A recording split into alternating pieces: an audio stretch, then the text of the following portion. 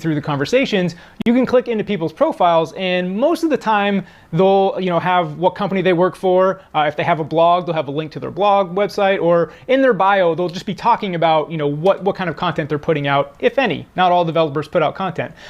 So long story short, go through this list, follow the conversations. A, you're going to learn a lot by following the conversation, but B, you can build the people you're following, build your list of iOS developers or whatever software language you're writing, and this will build your list on getting people to follow. So this is step one. And again, I just use WWDC as the example because it is timely, it is happening very soon. But as you know, no matter what language you're writing, or even just in the iOS world, there's like a conference like every month. And how do you find out about these conferences? It's kind of a chicken and the egg thing, is I find out about the conferences based on people tweeting about it. Usually the speakers will say, hey, I'm speaking at, insert conference here, here's my talk, and then you find out that that conference is going on, but you don't find out about that until you've built up your list. So again, what I recommend, use WWDC to build your list, and then it'll just grow and evolve from there. Now that we're following a bunch of developers in our field, it's time to start building that network and interacting with them. So we're on to step two, and that is to spread the word on good content. Now, as a content creator myself, I can relate.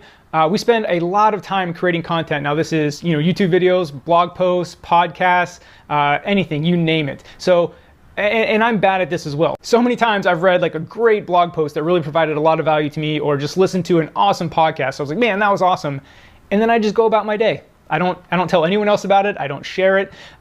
So it's like I feel like that content provider gave me a lot of value, but I didn't, it's not a two-way street. I didn't give them value. And the best way you can give these content creators value is to help spread the word about their content, and that is on Twitter via retweets. Now, you could just press the retweet button and be done with it, but the better thing to do is to press the retweet button and then quote tweet, say a nice little blurb about the content, how it gave you value, and use hashtags. The reason I say use hashtags is because you may be saying, well, what good is it if I retweet? I only have 15 followers. What's that going to do? But if you attach the hashtags to it, specifically in the iOS world, hashtag iOS dev, hashtag SwiftLang, and then, or if it's during WWDC week, do the hashtag WWDC 2018, or whatever conference is going on, if it's related to that conference. That will help amplify the message. And that is a great thank you to the content creators. And we notice, for example, I only have, a little over 3,000 Twitter followers.